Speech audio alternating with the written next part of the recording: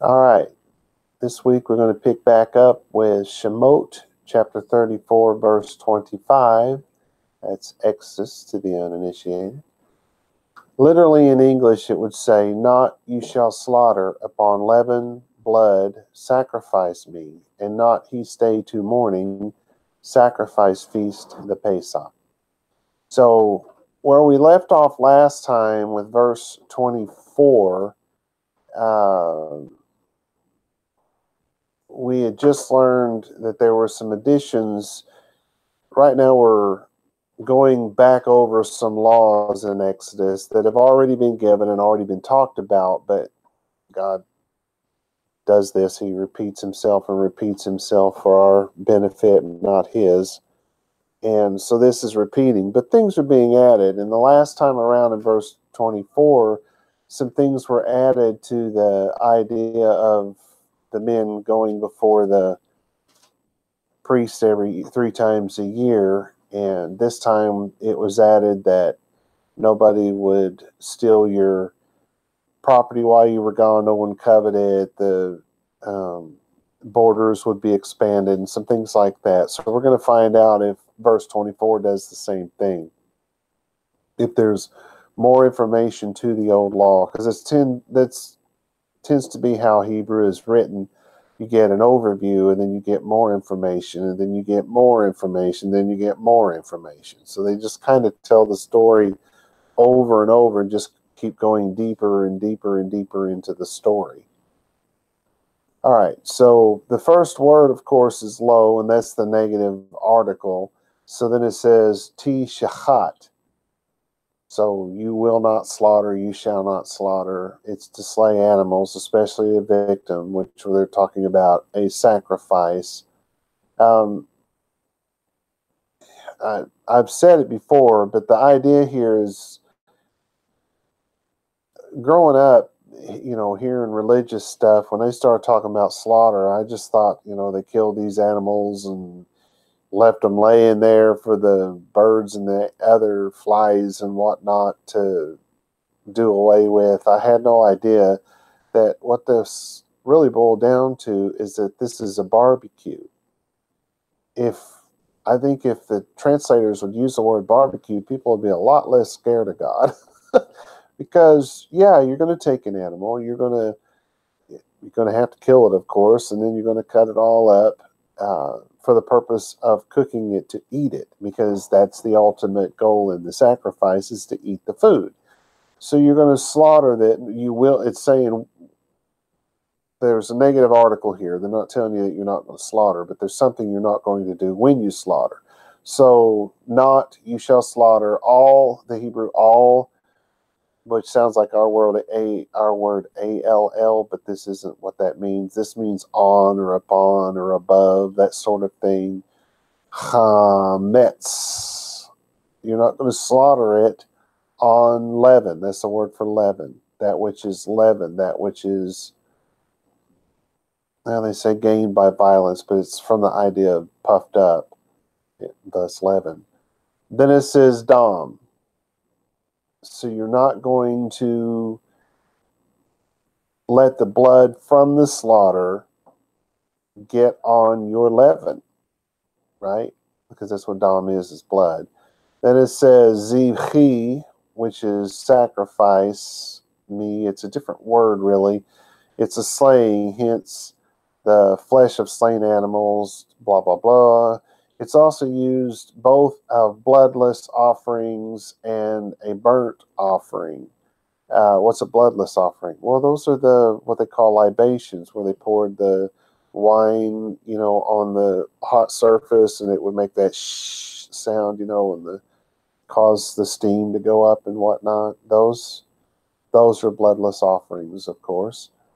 Then it's and you can offer money. That's a bloodless offering. You can offer bread. There's all kinds of bloodless offerings. Anyway, this is velo and not yalin, which is literally he stay. It's just masculine.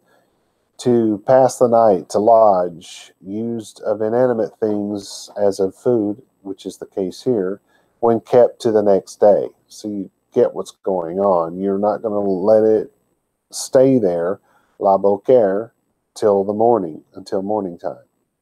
Zevach, there's your word slaughtering again, the one that's of the blood sacrifices and the non-blood sacrifices. It's used both ways. Then it says Chag, that's the festival. That's Chag Sameach. We always say that before any particular feast. So it's a word for feast. That's from the idea of dancing around in circles and being giddy and all that kind of stuff. And then we have the word ha-pasach. You hear Pesach there? You should. That's what we're talking about. So this is the sacrifice of the Pesach. So your translation becomes, you shall not offer the blood of Pesach, which is my sacrifice, with leaven, and the fat of the sacrifice for the feast of Pesach will not remain till the morning. Sounds pretty much like it did before. We compare that to Exodus 23:18. It says, do not offer the blood of Pesach. It literally said my sacrifice, but my sacrifice is the Pesach, with leavened bread. And do not let the leftover, speaking of the lamb, of Pesach, which is literally said my feast, so it's Pesach, do not let it remain until morning.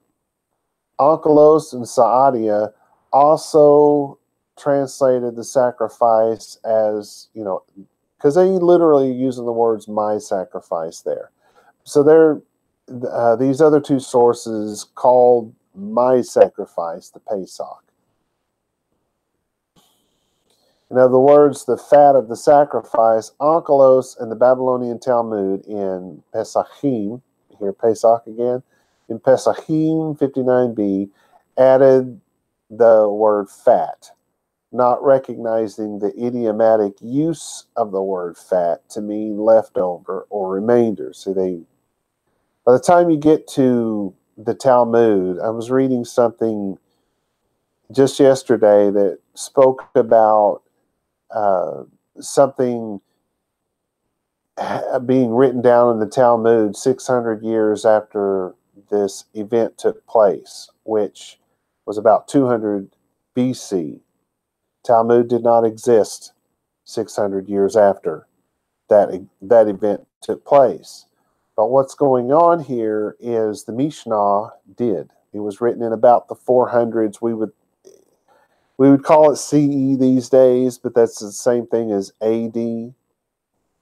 That's when that was written. That's when the earliest parts of it were written. It wasn't finished that early, but that's a great deal of the oral law was put into writing by that point. So that's the point where you're 600 years after that particular event. Talmud, no. Talmud is commentary on the Mishnah. So what they're doing is confusing the Talmud with the Mishnah. The Talmud is actually later than that. Was there commentary at that point? Yes, there was. But when we think of the Talmud, the vast majority of the Talmud comes from the Dark Ages, from around the 1200s. That's where most of it comes from. That's the Dark Ages, people, and that wasn't that long ago. But that's where most of the commentary comes from. So to put that particular book that far into the past is just wrong in so many ways. But anyway, and the problem that I'm having with this here is that the part that we're talking about, they're so far removed from the Jewish world of the Bible that they don't even recognize the simplest of Hebrew idioms.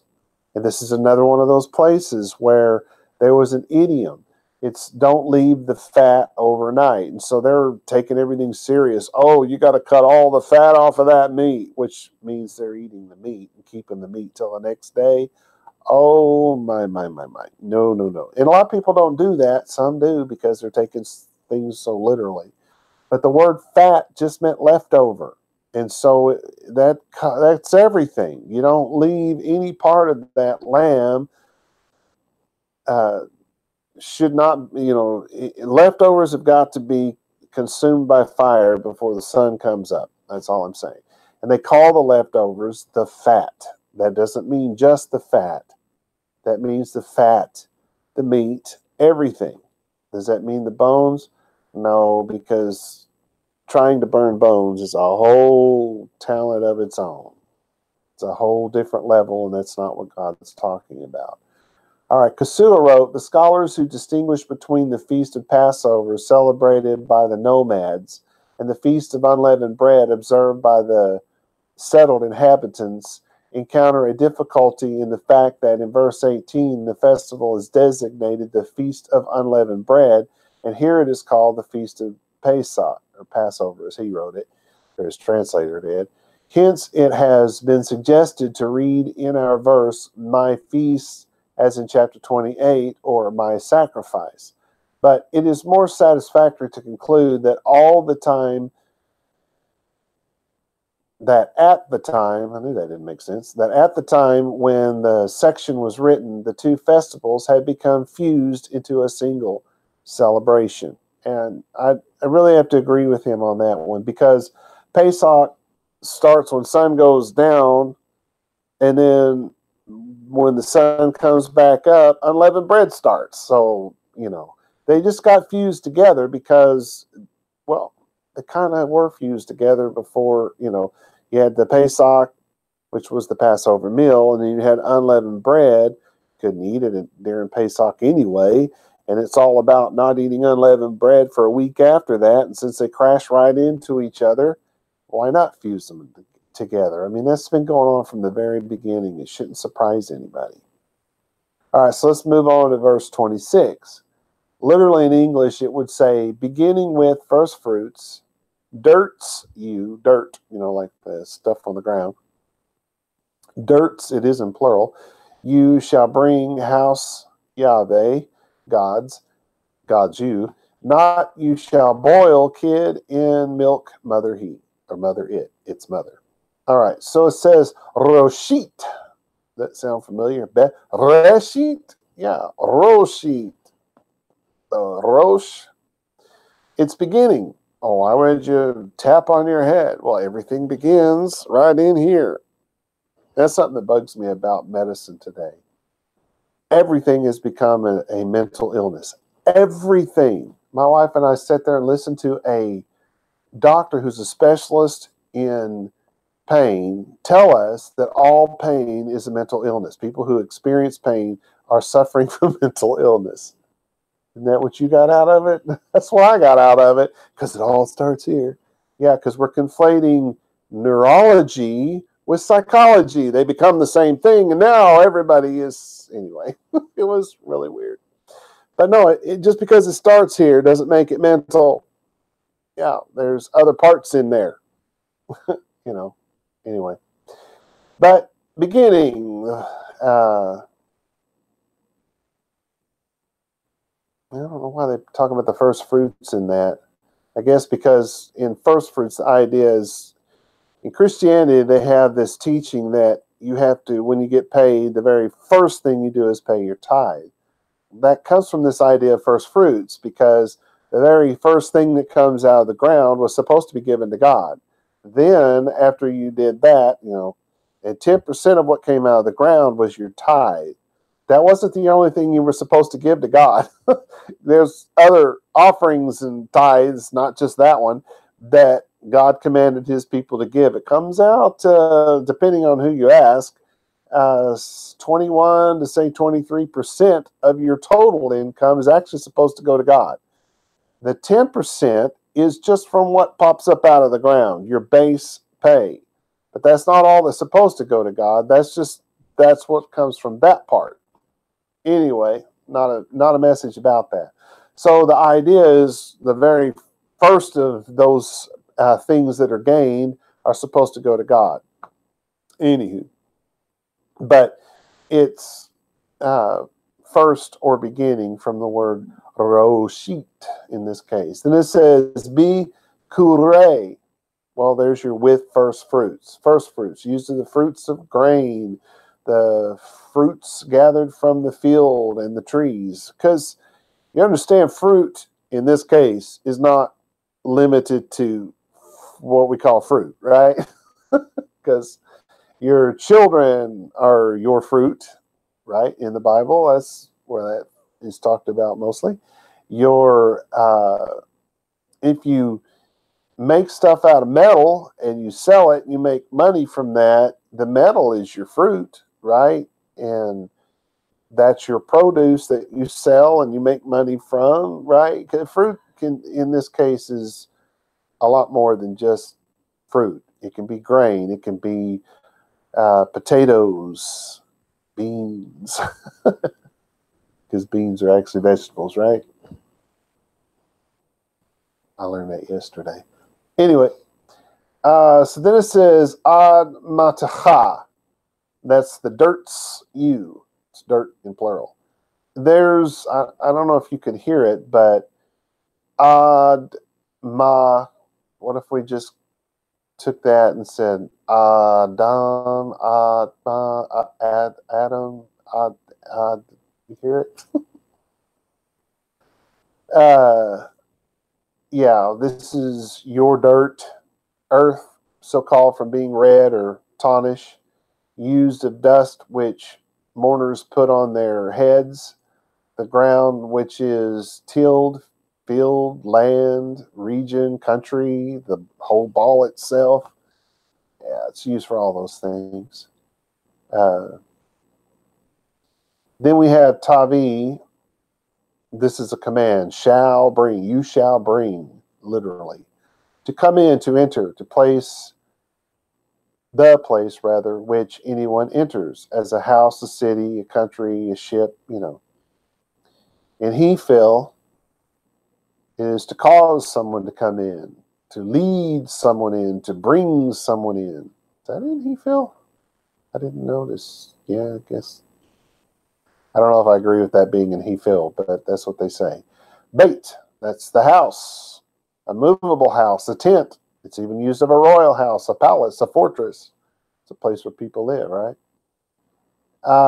Then it says Yahweh. So the house of Yahweh, does anybody know what that is? Surely nobody listening to me today knows what that is, right? It's the Hehal. It's a temple, house of Yahweh. In our case, it's our synagogue because we don't have a temple, right? It's where God puts his name. It's a place where we go to worship God. That's how God puts his name there. His name is his authority. So if we go there to worship God, we go there to learn the Torah, then we are in the house of God. Literally. But back in this time, that was, well, at this time it would have been the tabernacle in the wilderness, but eventually became a building. Then it says Eloheha, that's your God. There's a lot under God. This is lo, there's your negative article, tivashel, not you shall boil, just to be cooked, ripened, to be cooked with fire. It's what you think it is. It's when you get enough fire underwater and it boils. Not to boil gedi. Don't boil your kids, man. I remember the old people used to get so mad at people calling their children kids because to them that was a goat, you know. Anyway, so in this case, we are talking about a goat. Don't boil a young goat, if you will, a baby goat, ba'chalev, in milk. It's actually fresh milk. Imo, that's mama. That's mommy. Mumsy. Yep, don't boil your kid in your mother's, or in its mother's milk. Or yours either. Anyway, verse 26. You shall bring to the temple, that's the house of Yahweh. You shall bring to the temple of your God the first of the first fruits of your ground. Thus you will not boil a kid in its mother's milk. Compare that to 23:19, because we've already had this, right? At the beginning of the first fruits of your ground, you will bring them to the temple. They called it the house of Yahweh again, of your God. And thus, you will not boil a kid in its mother's milk. I'll bet you some of you are remembering this, I mean. Onkelos felt that this was a prohibition against eating meat and milk together. which Jews are still following to this day. 3 bullet points arise from the Babylonian Talmud in Hulin 1b and in the Mechilta. 1, it is a prohibition against eating. 2, it is a prohibition against cooking. And 3, it is a prohibition against mixing meat and milk. Boy, they went all out there, didn't they? Rashi and Rashbam agree that this prohibition was for the mixing of any and every kind of meat and milk. Cheese is made from milk, thus no cheeseburgers for Jews. They don't want to get caught eating them anyway. The Sumsino Chumash said that boiling a kid in its mother's milk was customary among the nations surrounding Yisrael, but this is simply not true. Do you hear me? This is not true. Maimonides speculated, this is 1200s, it's the Dark Ages. Maimonides speculated that the reason why the Jews could not boil a kid in its mother's milk was because the Gentiles did so in some idol worship-related ceremony. But he offered no proof, of course. Gasudo offered a single sentence from the Ugaritic tablet. A single sentence from the Ugaritic tablet, which he translated to mean boil a kid in milk. Not its mother's milk. Boil a kid in milk, a lamb and butter. That's actually the whole line. Boil a kid in milk, a lamb and butter. He went on to say that some Bedouins boil sheep in milk to this day. And that proves it, man. The Ugaritic tablet makes no reference to mother's milk, and the Bedouins no doubt picked up this tradition by hearing guys like Maimonides talking about it. This may well be the worst case of blind leading the blinder that has ever existed among God's children. This prohibition appears 3 times in the Torah, and each time it is preceded by the explanation of this idiom. It is an idiom, and it is already explained by the time you get to the idiom. It should have been clear as the nose on our faces that the words "you will not boil a kid in its mother's milk" was an idiom contrasting against the command to bring your first fruits to the house of Yahweh your God. If you don't bring your first fruit offering as soon as you get them, it is like boiling a kid in its mother's milk. God is the mother who gave the milk, and we are boiling ourselves in our own mother's milk by holding back our mother's provision. It's just an idiom. It had nothing to do with Jews not being allowed to eat cheeseburgers. All right, verse 27. And he said, Yahweh, to Moshe, write to you the words, these, for upon mouth the words, these, slaughter me with you, covenant, and Yisrael. Vayomer, and he said, the primary signification is to bear forth, hence to bring to light, to say to oneself, to think, to suppose. In short, it's to shed light on the subject. Just saying. All right, so, and he said, Yahweh, so Yahweh's the one talking, or the one who spoke. El Moshe. Do we remember what happens when we get this line, and Yahweh said to Moshe? Something's changing up. All right. Ketav. Ketav. Do you hear ketuva, ketu, ketav? Anyway, ketav. Write. It's to write. You know, to take your hand. Back in this day, it would have been more like ching, ching, ching, ching, ching. Because, anyway, it had been chiseled in stone. Lecha. Write. Literally, that's to you. Could be for you. Write for yourself. Then et, it's pointing at something that has no meaning.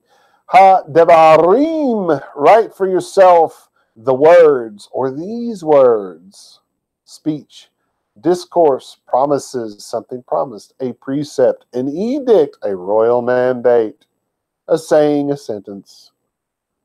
Write, ha'elah, elet, write these words. Ki, which means for or because, all, that's upon something. P, that's mouth, that thing right there that's moving and blabbering and making all kinds of noise right now. Ha devarim, the mouth. These words, speeches, discourses, promises, predicts, edicts, or precepts, edicts, royal mandates. We just had that word. Ha-eled, the these. You don't have to say the these in Hebrew.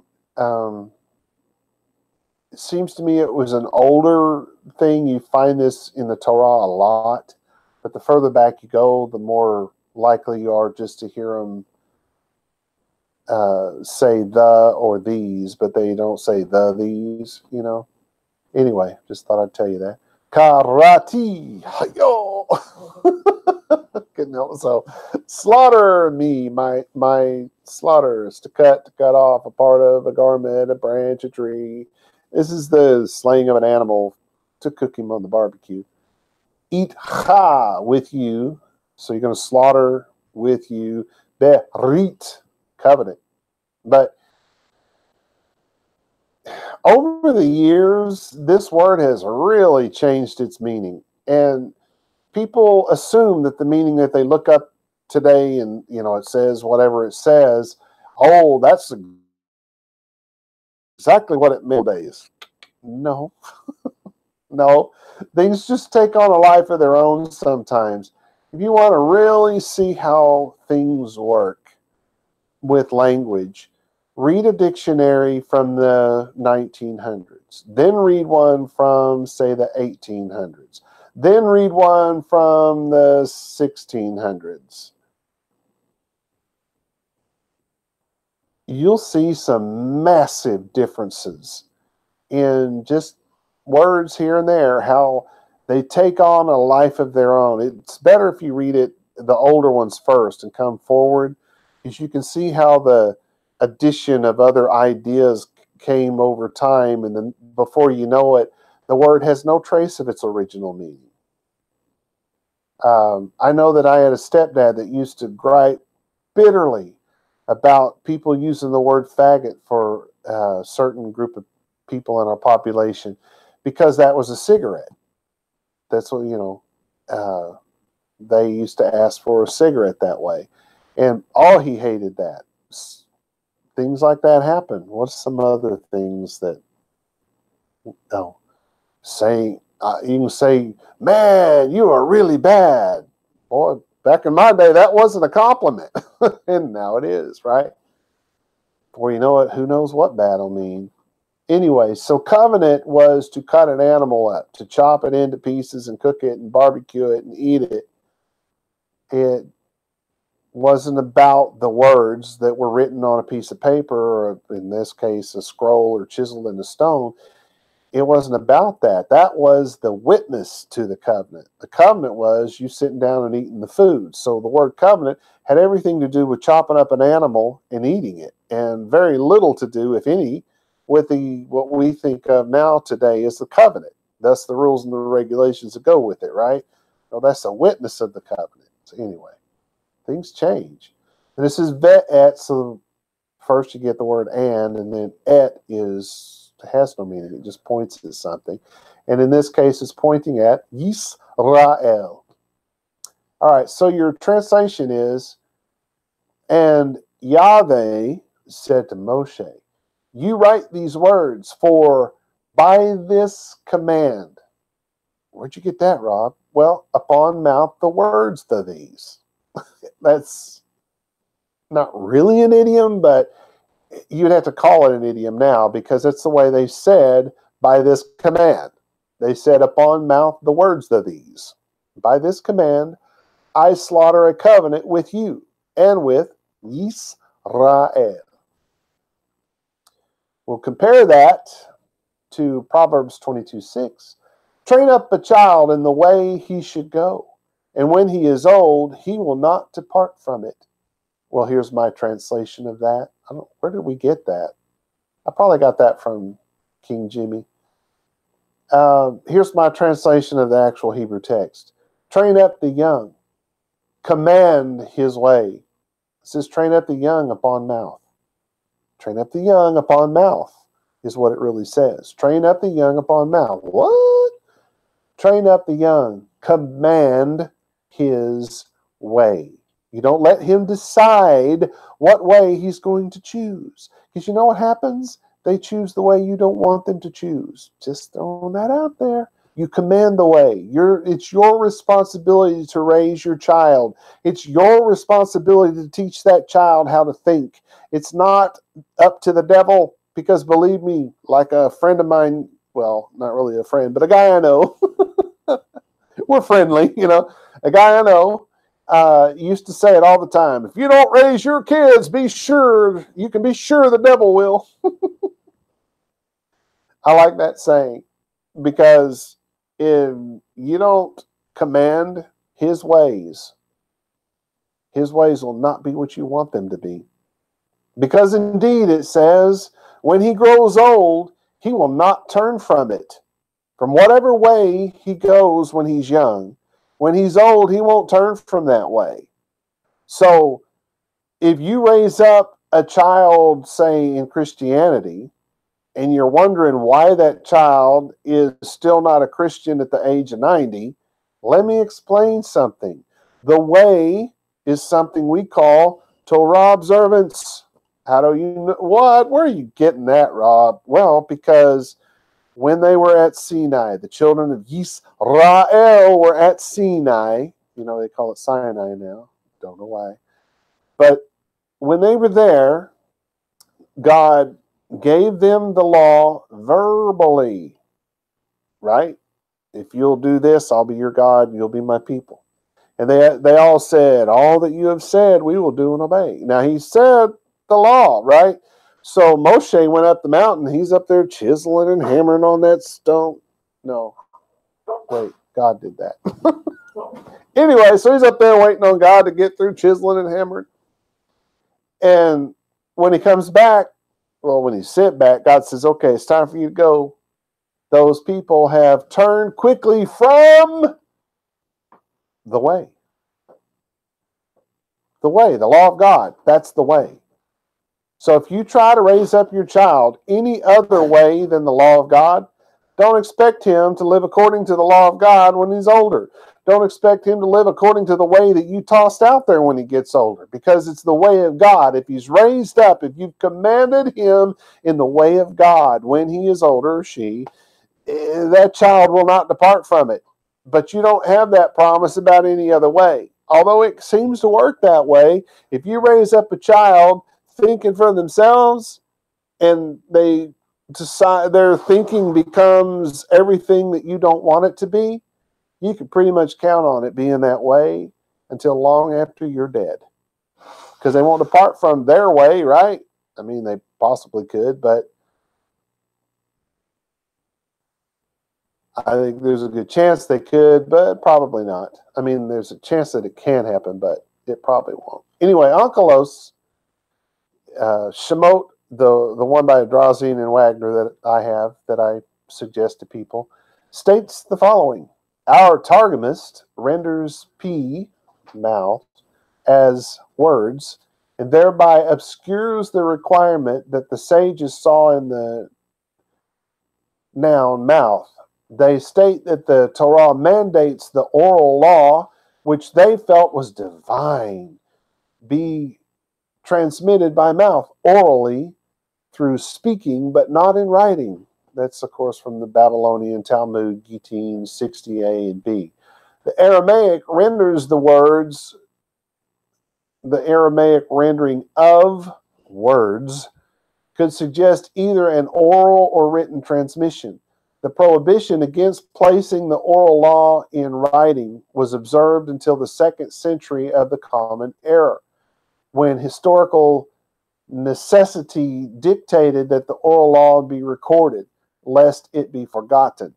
It is contained in various collections such as the Mishnah, Tosefta, Baraito, the Mechilta, the Sifra, the Sifrei, and other early works. Once committed to writing, it became the basis of erudite refinement in subsequent centuries, producing the Palestine and Babylonian Talmuds and a vast body of rabbinic literature. Cassuto wrote, the command now given to Moses is, write you in a book on a special scroll as a memorial for generations these words, that is, the instructions that I have given you for the observance of the covenant. He went on to say, the exegetes who take the view that at the end of the preceding paragraph we find the recension of the earliest Decalogue regard this verse and the latter part of verse 28 as referring to the writing down of this recension. But this interpretation is impalpable. For here it is enjoined, write you, literally for you, but it is not stated upon the tablets, whereas in verse 28 occurs the phrase upon the tablets, but not the words you. It is thus clear that two different matters are referred to in these verses. Furthermore, there is a manifest difference between the words of the covenant, verse 28, and the words, i.e., conditions, in accordance with which is made, as it is stated in verse 27. So there's the writing of the actual covenant, and then there's the writing of the story of how the covenant was put together. That's to sum up what Cassuto said. There is no commandment not to do this in writing. This is, dare I say, stupidity run amok. It's not there. And you have to be someone who doesn't know Hebrew at all to come up with that. And you just have to be a blind, being led by the blinder to follow it, because it simply doesn't say it. Okay, verse 28. Do we have to? Yeah, okay. Literally, and it was there with Yahweh 40 days and 40 nights. Of course, it could be, and he was there, because remember, he and it are the same word in Hebrew. 40 days and 40 nights, bread not eat, and waters not drink. And he wrote upon the tablets words the covenant, 10 the words. All right, so it's Vayahi, so and it came to pass, it's those type of things. Sham, there, over there. That's all you get out of that. Im means with Yahweh. It was there with Yahweh. Arba'im, that's the word 40. Yom, 40 days. Ba'arba'im, and 40. Laila, night. It's not in plural, though. Lechem, which, by the way, it doesn't have to be. 40 day and 40 night. That's fine in Hebrew. Lechem, that's bread or food. Let's break bread together. We know that all that means we're probably not just eating bread, right? That's where we get this idea from. This actual word it comes from the Bible, because that's something people did. They got together and broke bread, had a meal. This is lo, which is the negative article, achal, so he didn't eat any food, bread included. U'mayim, and waters, lo, shata, so he didn't drink water either. Vayi cheto, and he wrote, to write down, blah, blah, blah. All, which means upon. Ha-luchot, he wrote it on the tablets. So you're talking, ching, ching, ching, ching. He wrote it on the tablets. Et div re, that's words in plural. Speech, discourse, promises, precepts, edicts, royal mandates. Sounds like we've had this word before. Ha-berit, So he wrote all the stuff belonging to the covenant. He's making a witness to the covenant. See here, it's how this document is not the covenant, right? He's writing down the information, the rules and the regulations. That's the covenant. So this is the covenant being written down, which makes it the witness to the covenant, not the covenant. Aseret, 10 ha-devarim, 10 the words. And this is from that same word: speech, discourse, promises, edicts, royal mandates, blah, blah, blah. There's something we have to learn from this. Let me see if it comes up in my translation. Verse 28. And he, speaking of Moshe, and he was there with Yahweh 40 days and 40 nights. And he did not eat bread nor drink water. And he, speaking of Yahweh, and he wrote on the tablets the words of this covenant, the 10 categories. The 10 devarim, the 10 words, those are 10 categories. The word for grid comes from the same word. Just saying. It's categories of the words he wrote. There are no capital letters in Hebrew. Thus, the he could be Moshe or God. So, who was it that actually wrote the text? I may have already given that away. Even Ezra, Nachmanides, Rashbam, and Saadiah, among others, all agree that God wrote the text. After all, chapter 31:18 and 34:1, and Deuteronomy 10:4 make it real clear that God wrote the text on the tablets. All right, 10 categories, 10 words. Onkelos always translated the 10 words as the 10 statements. His attempt in making the words understood falls short in that the idea is that of 10 categories, though in his time, his translation may have rendered that idea. You follow what I'm saying? In his day and age, that idea probably was clear via his translation. I can't say for sure, but I'm assuming it probably was. Just, again, words change in meaning over time, and the original meaning of categories becomes lost. All right, 29. And it was when descended Moshe from Mountain Sinai, and two tablets, the testimony in hand. Moshe, when descended he from the mountain, and Moshe not knew, for shined high faces his, when spoke he with he. So it's a recap, right? We're recapping the laws, and now we're recapping the things that happened as it came down the mountain. Vayahi, and it came to pass, it did exist, blah, blah, blah, those type of things. Beredet, when descended, when he came down.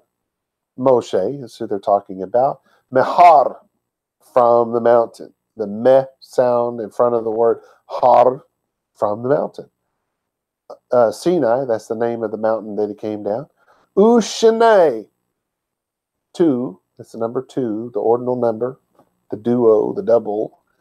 Luchot, so he had, that's literally 4 tablets, or 2 T-O tablets, not T-W-O, but T-O. So let's say 4 tablets. So he had 2, I don't know, let's just leave that out. He had 2 tablets. It's a table of stone. Ha-edut, the testimony. So now he's calling it what it really is. These are the testimony. They are the, what I call it a while ago? The witness of the covenant. The testimony, the witness.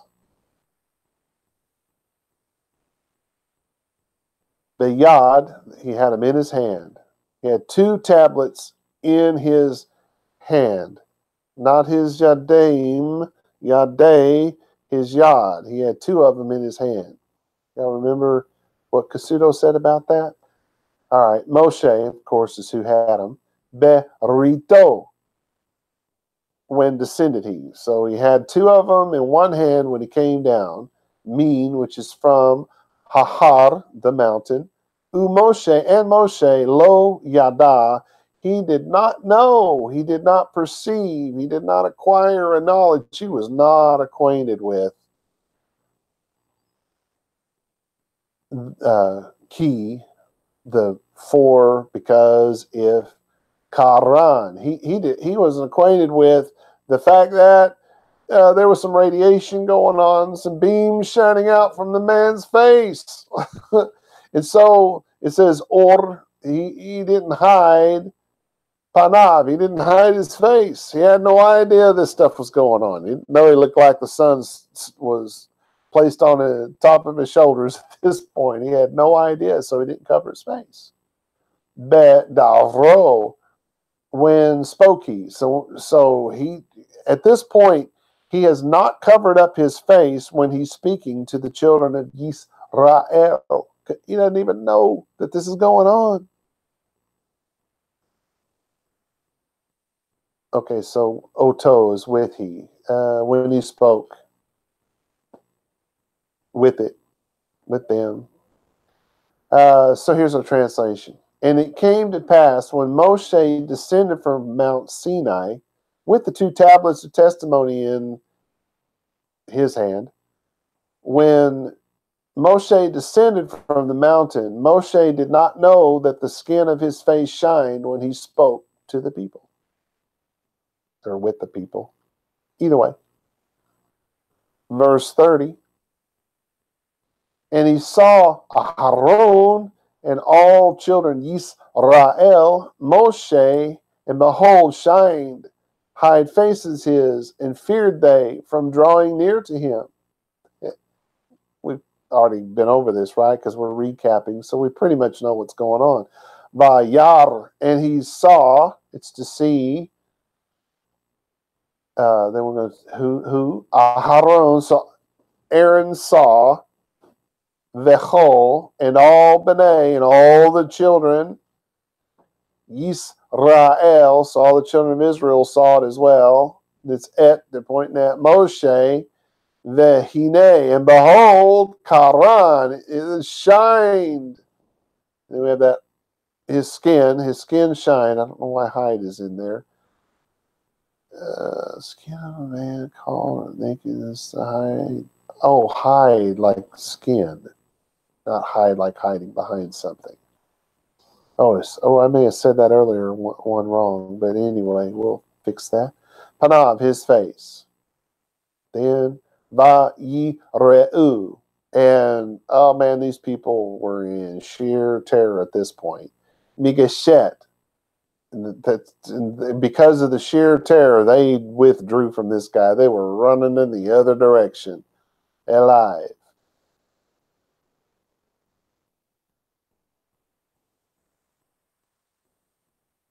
That really says to him. Oh, they were afraid to draw near to him. So they're pulling away because they're afraid to go close to him.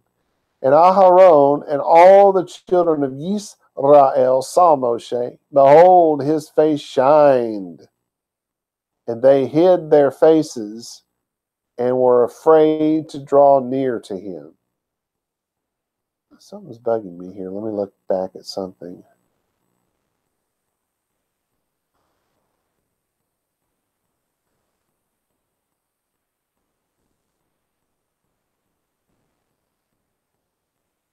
Yeah, that should not be there.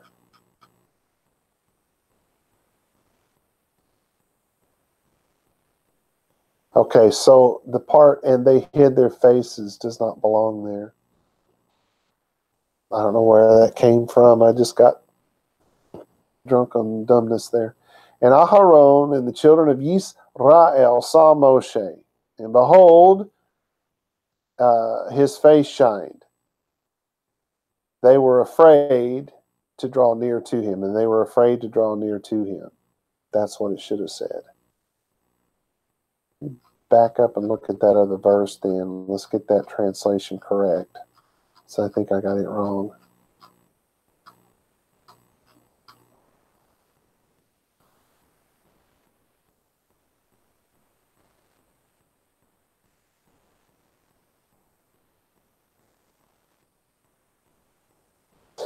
No, that one's right. It was just this one that I got wrong. So we've corrected that. We're good. Sorry about that, folks. It just sometimes, I don't know, make a mistake here and there. Oh,